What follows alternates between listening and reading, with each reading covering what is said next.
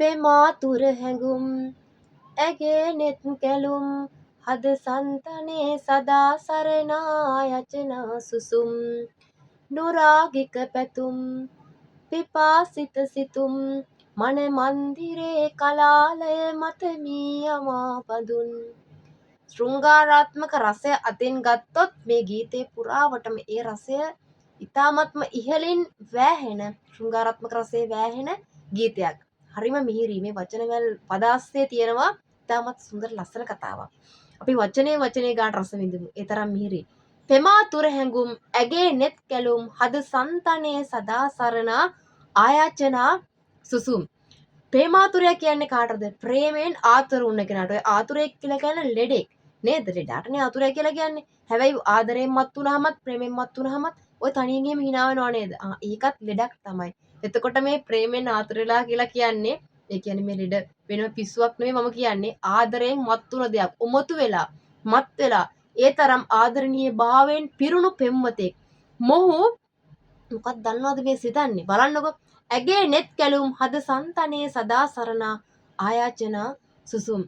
ඇයගේ තමන්ගේ පෙම්වතියගේ ඒ ඇස් දෙකේ තියෙන දීප්තිමත් බව ඒ ආකර්ෂණය දැක්කහම මොහුගේ මුළු හදවතම ආක්‍රමණය කරලා ඉවරයිලු. ආක්‍රමණය කරනවා කියන එක ඔබ දන්නවනේ. ආක්‍රමණය කරලා ඉවරයි හදවතම වෙලාගෙන ඉවරයිලු.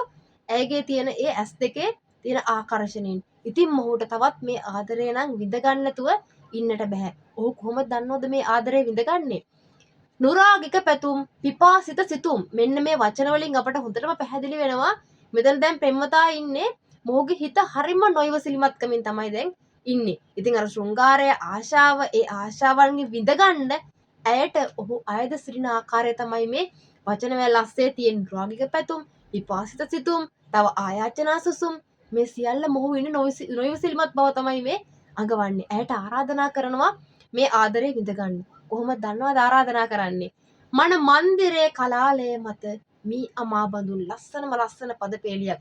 මන මන්දිරේ හදවත නැමැති මාලිගාවේ මන මන්දිරේ කලාලය හදවත නැමැති මාලිගාවේ එළලා තියෙන පලස මත මෑගේ පෙම්වතියගේ ආදරය නැමැති ඒ දිව්‍යමය පාණය දිව්‍යමය අමෘතය මේ අර අමා බඳුන් කියලා කියන්නේ මී අමා බඳුන් කියලා කියන්නේ මී පැණි බඳුනක් වගේ කියන එකනේ.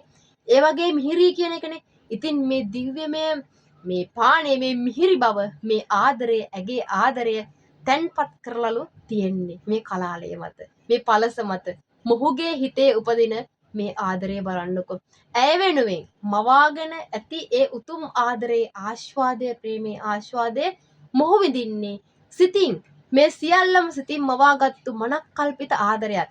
මේ පෙම්වතිය සමහර විට මොහුගේ පෙම්වතිය වෙන්නත් පුළුවන්. නැත්තම් සිතින් මවාගත්තු පෙම්වතියක් වෙන්නත් පුළුවන්. හැබැයි කෙසේ වුණත් ගතින් දැන් ඔහු ළඟ නෑ.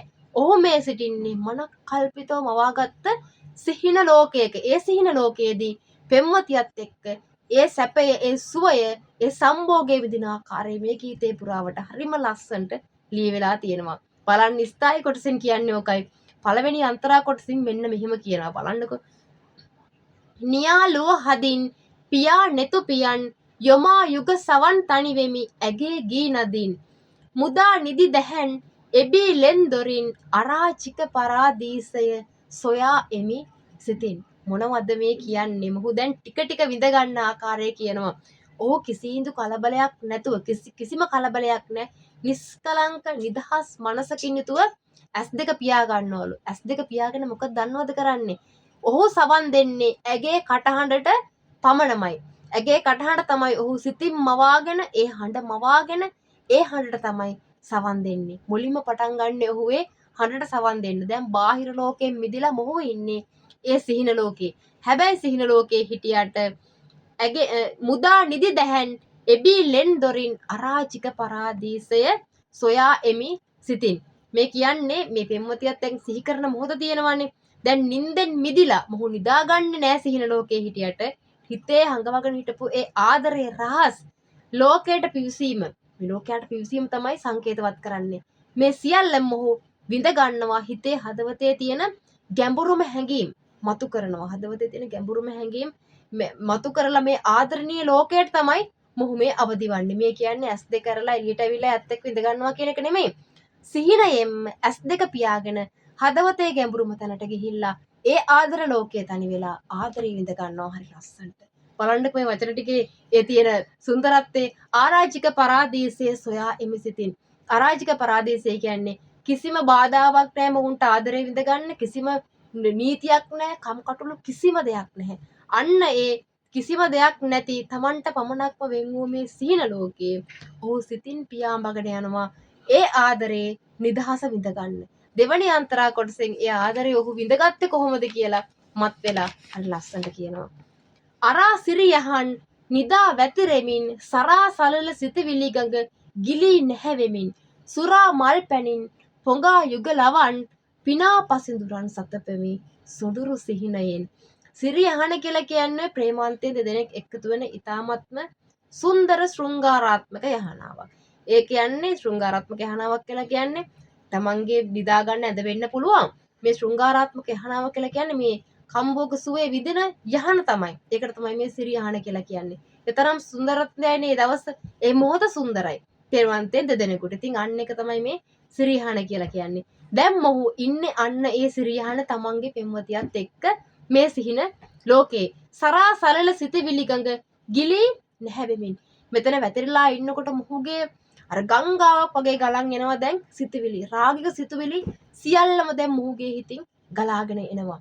ඒ සිතවිලි වල බොහෝ හොඳටම කිමිදිලා ගැඹුරම කිමිදිලා නැහැවිලා තමයි ඉන්නේ. කොහොමද කිව්වොත් සුරා මල් පැනින් පොඟා යුග ලවන් පිනා පසිඳුරන් සතපමි සොඳුරු සිහිනයෙන්. දැන් මොහුගේ සිතවිලි සල්ලාල මනෝභාවයකින් දැන් සල්ලාලේකු වගේ තමයි මේ රස විඳින්නේ මොහු. කිසිම පාලනයක් නැහැ මොහුගේ හැඟීම් වලට, සිතුවිලි වලට පාලනයක්.